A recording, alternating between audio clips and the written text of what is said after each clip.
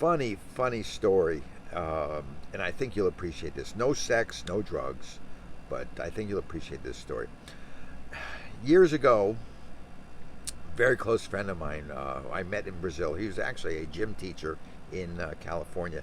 Then he moved to Florida, and he also moved to Brazil, and that's where I met him. But crazy story about this situation is this. Here's a guy who didn't smoke, didn't drink, basically watched what he ate, walked everywhere, so he was doing a lot of exercise walking. And all of a sudden, I'm sitting here in my boat one day, this is about 4 years ago, and I get a phone call from his daughter, one of his daughters, and said to me, Mike just died. And of course, I was in shock. And I said to his daughter, I just talked to him 2 days ago. And next thing you know is all of a sudden they're sitting there like, I'm like, you got to be kidding me. I just talked to him. The conversation he and I had was this, and this is how it goes. He called me up and said, wow, I am having the time of my life. My girlfriend put me on this new diet in Brazil.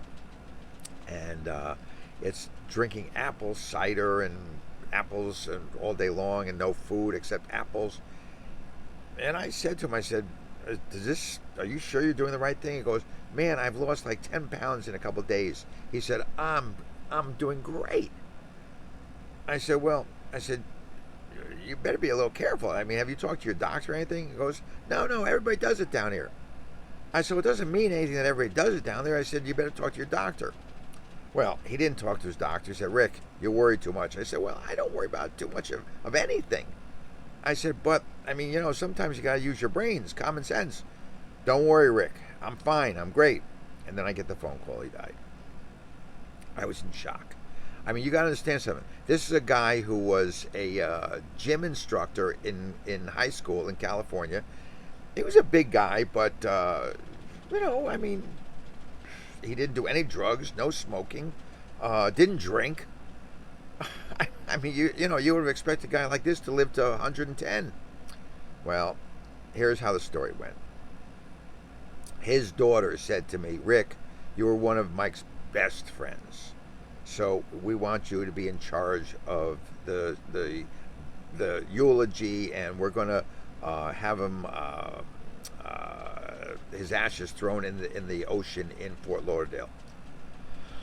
I said, okay. I said, of course I'll do that. I said, yes, I was one of his best friends, if not his best friend, and of course I'll do that.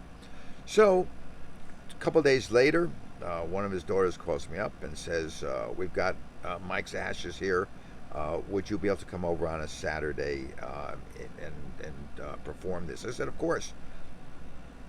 So for all the people who know Fort Lauderdale, there's a place called Aruba's Restaurant, which is on Commercial Boulevard, right on the ocean.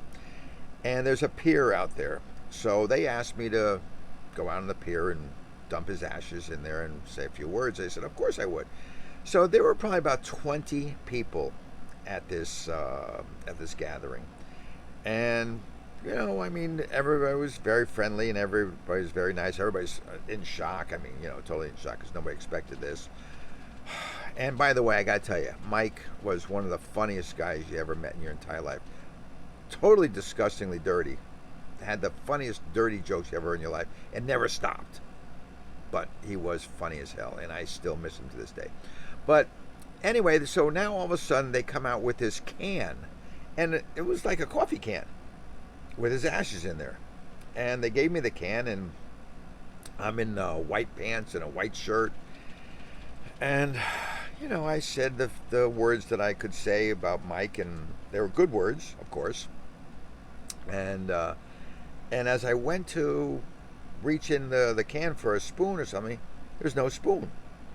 And I said to the daughters, I'm sorry, and I said, do you have something I could scoop this out with? And they said, no. I said, well, how am I going to do this? I said, because everybody wants to, take a little piece of this. And they said, well, I don't know. And I said, well, I guess I'll have to use my hands. It was, listen, he was one of my best friends, so it was kind of gross for me, but I did it. So I take a handful of his ashes. A handful. Big handful. You following this now? Because this is where it gets dicey.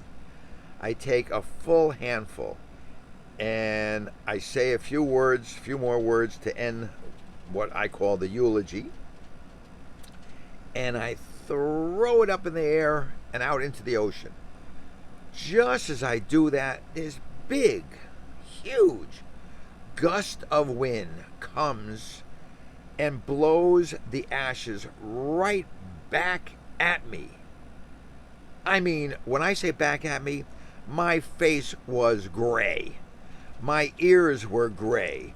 My nose, my nostrils, my mouth, all over my white shirt, my white pants. You got it? So, what do I say? You know, Mike got the best of me. Don't you think? True story, but I still laugh about it to this day because, I mean, who would ever expect that to happen? But it did. And it is what it is. So, Mike, I miss you, bud. And, folks, I hope you all enjoyed that story. And there's a lot more where that came from. Ciao, everybody.